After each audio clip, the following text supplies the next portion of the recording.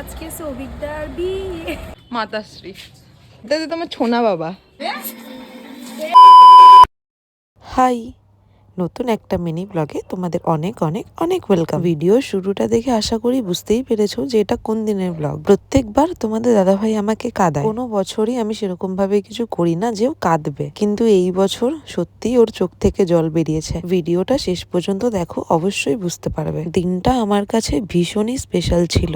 আমার প্রিয় মানুষের জন্মদিন বলে কথা, আমার কাছে স্পেশাল হওয়াটাই স্বাভাবিক। আমি আমার প্রিয় মানুষের জন্মদিনে কি কি করেছিলাম চলো তোমাদের সাথে শুরু থেকে শুরু করি। আমার জন্মদিন হোক বা তোমাদের দাদা ভাইয়ের, কোনোদিনই কেক আমরা বাইরে থেকে কিনি না, আগে থেকে আমরা অর্ডার দিই। তো এখানে আমি আমার মেজো বোনকে নিয়ে ওটাই আনতে যাচ্ছিলাম। বাড়ি গিয়েও অনেক কাজ পড়ে আছে, অনেক কাজ মানে ওই ডেকোরেশন। ভিডিওটা করেছিলাম ঠিকই, পরে যখন দেখছি পিছনের আকাশটা দেখলে কি সুন্দর লাগছে, তাই না? যাই হোক, আমরা আমাদের ডেস্টিনেশনে চলে এসেছি। গলার অবস্থা খুবই খারাপ, তাই জন্য ভয়েসটা একটু এরকম শোনাচ্ছে, প্লিজ তোমরা একটু অ্যাডজাস্ট করে নিও। দেখো, এখানে আমরা ওয়েট করতে করতে কাকিমা চলেও এসছে কেক নিয়ে, আর এখানে আমার বোন কেক ধরে গান করছে যে ওর সৌভিকদার বিয়ে। কেক নেওয়া হয়ে গেছে, চলো এবার আমরা বাড়ির দিকে যাই। আবার যাওয়ার সময় একই কাণ্ড, আকাশ দেখে নিজেকে থামাতে পারিনি, তাই বোনকে ক্যামেরাটা খুলে বলি যে তুই ভিডিও কর। আর ওই যে সামনে দেখছো গিরিলের গেট, ওপরে লেখা ঘোষপাড়া নিশ্চিন্দা বালিকা বিদ্যাপীঠ। থেকে 5 বছর আগে ওই স্কুলেই আমি পড়তাম।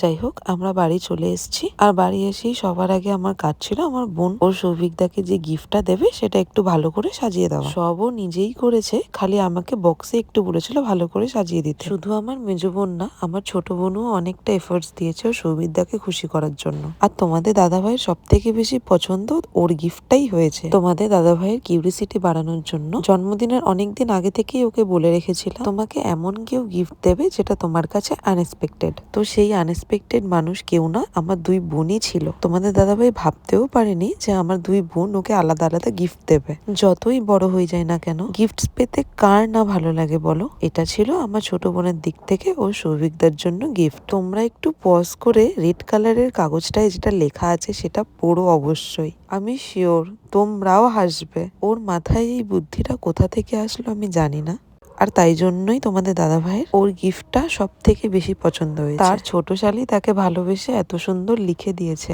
পছন্দ কি না হয়ে পারে বলো? তারপর আমি আর আমার মেজো বোনও মিলে লেগে পড়েছি ঘর সাজাতে। প্রত্যেক বছর আমি আমার ঘরটাই সাজাই, কিন্তু ভাবলাম এই বছর একটু আলাদা কিছু করব, তাই জন্যই জায়গাটা একটু চেঞ্জ করেছি। প্রায় 1-1.5 ঘন্টা কাজ করার পরে অলমোস্ট আমাদের ডান। এবার খালি তোমাদের দাদা ভাই এসে সারপ্রাইজ হওয়ার পালা। এই ভিডিওটাও আমি 2টো পার্টেই দেব, কারণ একটা পার্টে দিতে গেলে ভিডিওটা অনেকটা বেশি বড় হয়ে যাবে। ভিডিওটা এইটুকুই, কেমন লাগলো অবশ্যই জানিও, ভালো লাগলে একটা লাইক কমেন্ট করে দিও। এরই সেকেন্ড পার্ট নিয়ে তোমাদের সাথে খুব তাড়াতাড়ি দেখা হচ্ছে। টাটা।